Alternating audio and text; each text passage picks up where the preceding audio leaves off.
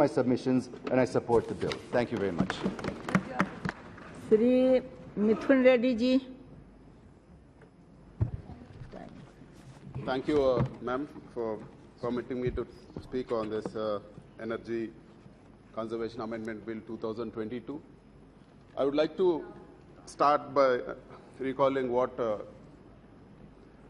philosopher Matthew McCallum spoke regarding this. He said, there are no passengers in the spaceship called Earth. Everybody is the crew. It's rightly said that we are all stakeholders in protecting this Earth. We are all stakeholders for a better future. We all have the responsibility. Every nation, every person has a responsibility in protecting and making Earth a better place for the future generations. If you recall, madam, before industrialization in the 1700s, the concentration, CO2 concentration in the atmosphere was like around 280 ppm. But right now in 21-22, it has reached 420, 421 ppm, which is very high increase, and it's going to drastically affect the climate of the Earth. So if you see, ma'am, every year there is an increase of 1.8 ppm in the atmosphere, which is going to increase the temperature. Even a temperature increases by 1 degree, it is drastically going to affect the food security of the whole world. I mean, there have been studies which say that even a 1 degree increase is going to affect food production, food grain production by more than 6%. So these are alarming times, and the time for the introduction of the bill is absolutely very important, and I appreciate the Minister for bringing this bill in the right time. And I would also like to say that global warming is no longer a theory, it's a reality. We are seeing floods where we don't expect floods. We are seeing the glaciers melt. We are seeing flooding everywhere in all the cities which didn't even expect for heavy rains to be. We have seen heat waves sweeping the country. So this is time for all of us to react. This is the time where we should make amends. So if you see, madam, India is the third largest emitter of carbon emissions, and we are the 7th country which is vulnerable to the effects of this. So we are basically, our agriculture is dependent on glacier water. We are dependent on rainfall. So any change in the climatic conditions is drastically going to affect the prospects of our country, and we all need to make amendments. We all need to change what things we are doing today to protect this Earth. So there are a lot of positive things which our Honorable Minister, the bill introduced by the Honorable Minister, it's like to fulfill our commitments in Glasgow COP, for reaching net zero by 2070, or reaching 500 gigawatt renewables by 2030, or reaching 50% of our energy requirements by renewables by 2030. This is a welcome move, and this bill also helps in increasing investments in clean energy because of the trading of carbon credits, and also like making renewable adoption compulsory for like big buildings. It's a welcome move, madam. And even stronger laws are required to put the system in place, and it's going to greatly reduce the import dependence. If you see our current bill for crude, it is 122 billion, which is expected to double by 2030. Even our natural gas requirement is going to triple by 2040. Even the coal, what we are importing, is increasing year by year. So this bill is very important in reducing our dependence on imports. And we have few suggestions to make, sir. It's good to have strong laws, but excessive force is always detrimental to the growth of anything, sir. In excessive force, I mean to say that clause 12 of the bill, which says 10 lakhs plus 10,000 a day penalty, is very harsh. It should be in a way that we attract the people, or we motivate the people to come into the line of renewables. We motivate people. We show that in the long term they get to benefit from that. And I also request the government to consider international models of cap and trade market-based model, because right now we need to adopt the latest models, what the other countries are doing. For example, like European Union emissions trading systems. We need to develop in similar lines so that we can attract better investments.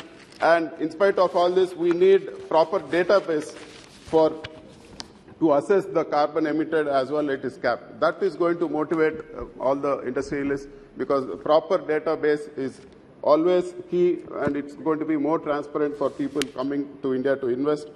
And we also require a diversification of sources for raw materials. Excessive dependence on one source is going to hit us. We have seen what's happened in Europe. There were too much dependence on Russia. Finally, led them into trouble. Now the cost of power is almost double or tripled for the European Union, and they're getting into a recession. For example, if China blocks batteries to India, or the cost of batteries is going to double or triple from China, it's going to drastically affect our plans. Sir, I would like to talk about what our young Chief Minister, Sri Y.S. Jagannath Reddy, has taken up, like the energy obligation of 19%. Andhra Pradesh is doing 22%. We are right in track. And I would like to, one more suggestion, sir, like the GST, we request the lower slabs of GST to be there for renewables, because the increase in GST for pump storage at 18% or even 12% for solar is not good for the industry. We request you to consider reducing the GST to the previous levels. And I would like to say that, sir, Andhra Pradesh is, under the guidance of our Chief Minister, is going in the right direction for this. For example, the world's largest integrated pump storage is being built in Andhra Pradesh with 5,300 megawatt. It's a big thing, sir. It is so huge that it is going to it's going to control emissions almost equal to 3 million cars or 15 million tons of carbon dioxide. So we have 33 such locations, sir, 33 such locations. So I have a proposition to make on behalf of our state, sir. If you see, sir, these 33 locations, we can produce 33 gigawatt of pump storage. And that translates to 120 gigawatts of other renewables like solar or whatever to balance the grid. It is going to highly be cost effective and efficient throughout the country. For example, a commitment made to ArcelorMittal for their factory in Gujarat, sir.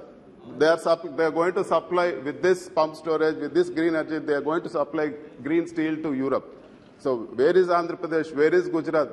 The investment is going to come in Gujarat. The profit is going to come to Gujarat. But if you see, sir, as a country, we are going to benefit. So I request the Honorable Minister to consider supporting for setting up all this 33 gigawatt of pump storage, which is good for the country. For example, sir, 1 gigawatt thermal. So we have a lot of solar which is there right now. For 1 gigawatt of thermal, we require 5 million tons of coal. So if you see what we are importing, we have imported 200 plus tons, 212 tons, 215 million tons of coal into the country. So if the cost what we are spending outside, if you translate that, we can construct this 33 gigawatt of pump storage in our country itself. This is very important, sir. Once we invest 1 year of coal import bill, we will not require any import of coal in the future. So this is, I request you to impress upon the Honorable Prime Minister or take this up, sir, because this is going to be a game changer. Andhra Pradesh will be a hub for the whole country, or it will be a battery for the country, sir. In future, it's all going to be green energy. It's going to attract a lot of investments. We have natural resources for that. Right now we are doing solar, sir. For solar, we require to import panels. We are importing a lot of things. But for a pump storage, we only require concrete, earthwork, and everything is 100% indigenous. It is part of being like Atmanirbhar Bharat. So it is a big thing. And even like if you imagine, sir, we are buying coal at $120 per ton, and we are producing thermal. But in a pump storage, the price is fixed for the next 25 years at 4 rupees.